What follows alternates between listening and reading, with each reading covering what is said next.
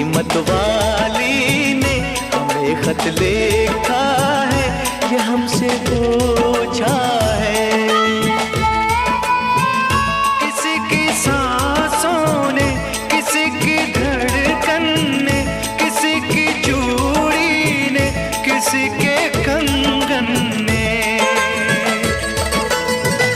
किसी के गजरे ने, किसी के गजरे ने, महकती सुबहों ने, मचलती शामों ने, अकेली रातों ने, अधूरी बातों ने, तरसती बाहों ने, और पूछा है तरसी निगाहों ने कि घर कब आओगे, कि घर कब आओगे।